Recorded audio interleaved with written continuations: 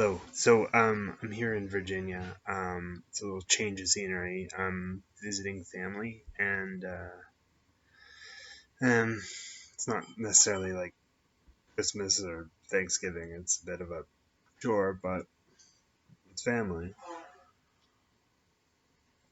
So I thought it'd be interesting to do uh talk about one of my favorite poems. It's called "If" by Rudyard Kipling, and essentially it's it was written as advice for Rudyard Kipling's son. So he's basically telling him, if you can do this, if you can do that, if you can do this.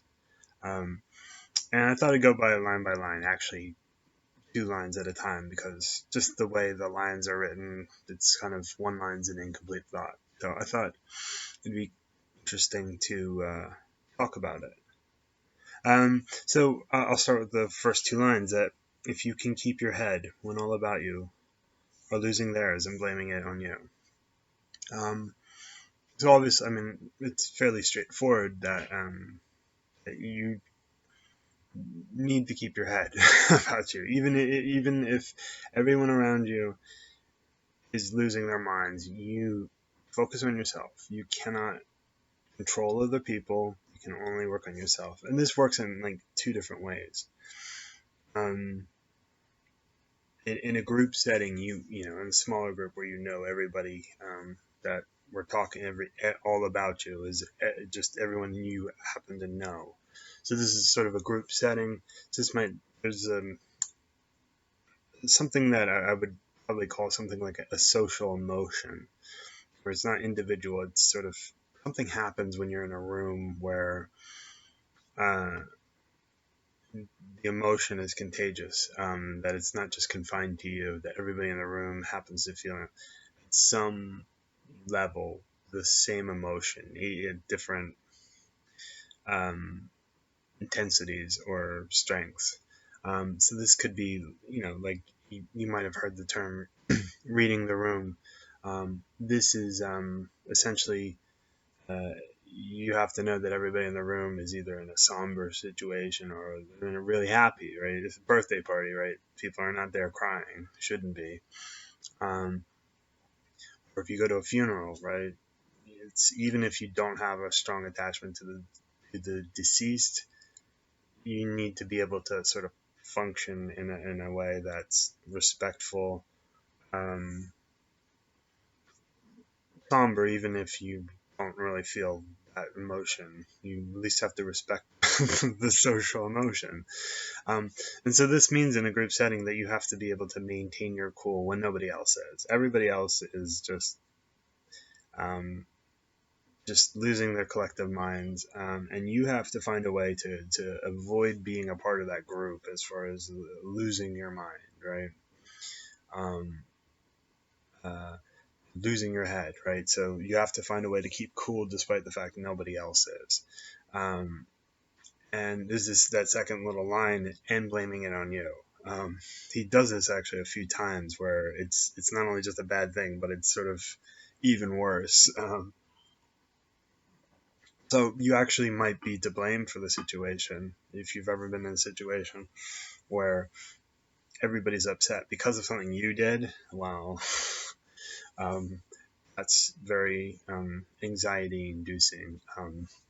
You know, you might well have been the person who screwed up, and everybody has to deal with your crap. Um, but if you and then you have to sort of worry about how people are feeling about you as well as fixing the problem. So that's you need to keep your head on that too. You might actually be a scapegoat. Somebody's just looking at you and saying, "Hey, you know, I think you did this, right?" And you think, "Well, no." You know, it might just be unfortunate that it just happened under your watch.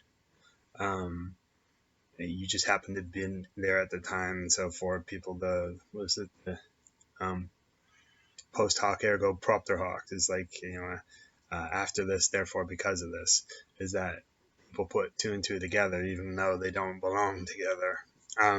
So that means you know you have to be able to deal with that, right? You have to be able to deal with people blaming you rightfully or wrongfully. It really doesn't matter. But these people are very anxious, uncalm, right? They've lost their heads. And anxious people are not very rational or predictable. You really don't know where this is going to go. Um, just know that you can't succumb to the anxiety. So you have to sort of summon up the strength to maintain your calm, rational functions, so that you can find a way out of this, or at least a less crappy outcome and the whole thing. Sometimes there's just no good outcome. You just like it's a list of bad, worse, terrible, awful, and you just try to get with the bad, because it's the least terrible. Um, and typically panic does not produce good results. I don't think anybody ever benefited from panicking. Um, People like to think that you're not a good person because you don't feel the same sense of panic. See this a lot, where uh, in a situation where you're trying to maintain your calm and somebody says, "Well, I can't believe you're not upset about this." I'm like, well, this is not about how much we care. This is about fixing the problem. Your emotions uh, don't give you a higher value as a person. Just because you feel more doesn't mean you're a better person. It just means that you feel more, and you know, therefore you're more likely to succumb to the panic and do something stupid and aggravate the situation, or create a new situation that's even worse than the first, or just happens to be an addition that is unwelcome, right? Um, so that's the group setting, and I was thinking like, well, you could actually, sort of blow this up into a larger social setting where perhaps society as a whole seems to be um, emotionally thinking. That is, not thinking at all, right? They let their emotions control uh, their desires, um, the way they view the world. They view the world emotionally rather than sort of calmly. How do we solve this problem? How do I make things better? How do I stop things from getting worse? They tend to think emotionally, so they is not thinking with their brains, with their emotions, with their hormones, or reacting to things rather than trying to build things and trying to improve things. Um, so if that's the case, you need to sort of do the same thing. It's just you need to dig down deep, maintain your sense of calm. And this might mean you have to shut the world out. You might have to go off into your little cave, so to speak. Uh, you might just have to,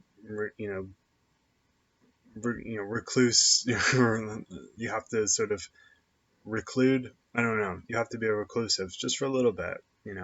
Might mean no news, no TV, no radio, no internet. Just focusing on what makes you calm and rational. To sort of get over the fact that there's a anxiety or panic or emotion going on in the world. And this is, I would call this sort of like a sort of, like an emotional deep breath where you just kind of, okay, we're stopping everything. We're just gonna, and that actually calms you down because it lowers your heartbeat down. Because when you hold your breath, your body senses that you don't have as much oxygen in your body as you normally do, so it has to sort of preserve things, which lowers your um, lowers your pulse rate, and just kind of, you feel better. Actually, it actually works. It's the oldest sort of grandmother trick, old wives' tale of like that concept, but it actually does work. Um, it's not perfect. It doesn't work for everything, but if you just need a little, like, just to calm down a little bit, a couple deep breaths does the trick. And so once you do that, you need to find the source of strength within yourself, or outside of yourself. So in a case of sort of wider societal panic, like you see every day since the beginning of time, um, And it's even more so because, before the internet, if you were around then, you would know that, like, you could just go inside, not turn on the TV, and you're fine. That outside world just doesn't exist, and you just hide in your house. Maybe not hide, but just kind of keep your cool inside your house. And then when you're able to deal with things, you can go back out there. So you have to be able to find the ability to think of that, to say, okay, look, I need to calm down. Like, that doesn't come naturally to people, that instinct to look for a sense of calm. And if deep breaths doesn't work for you, I mean, you might just want to find something to distract you. Um, TV sometimes works if you watch like a favorite movie or a favorite TV show that really doesn't have like a heavy theme. It's just there for a good laugh or something. Or if you like, you're more into stuff or like nonfiction, go read a book about, I don't know, 18th century window painting. I don't know. The thing is, like, you need to sort of change channels on the world a little bit just to kind of get away from it. And, you can find sources of strength. Some people turn to religion. They'll look at the Bible and say that, okay, look, if my life is crap, look at what Job had to go through. Look at what Jesus had to go through. And look at the conversations that happen in the Bible. Okay, you can do that with other things. You can look at philosophy, or you can look at even some fiction books. Have those themes about people being living in a very anxious time or a very stressful time and summoning the courage. Sometimes mantras work, or mantras, where you just kind of focus your thoughts on just uttering a phrase that kind of is meaningless. It's just something you need to focus on, and you can kind of tune out the world because all your entire focus is on that phrase. And so, it doesn't fix the problem, the source problem, but it does just take the temperature down a little bit, or I like to think of it as that if you're in the group setting or you're in a sort of larger social setting, like society as a whole, you need to be able to deal with the sort of stuffy air in the room or the whole world. And I think about it like this: if you've ever been in a place like Florida or anywhere like in the South of America, where it's incredibly humid during the summertime, and if you've never been down there, I don't think you've ever experienced this. It's just disgusting. It's hot. Every part of you is covered in sweat. It's just a fact. and it's stressful. The air is very thick, filled with water or paper technically, and you need to find a way. It's harder to breathe down there. It's really hot. It's really stuffy, and you basically just have to find a way to breathe. And sometimes when it rains down there, it just all the if it rains a good hard rain, not like a 10-minute shower. I'm talking about a good 2-hour rain, 3-hour rain. The weather just completely changes, and you can actually start breathing again. The temperature drops like 10 to 15 degrees, and you can start breathing again. So you need to find that. You need to find something that totally just changes the atmosphere in your life. So all that from two lines. So like I say, this is something I've come back to again and again and again. I can't remember. I don't know how many times I've read this poem, but it's a really good advice, and recommend reading it. And it looks like there'll be a few more of these, as long as the poem is. So anyway, I'll see you in another video. Ta.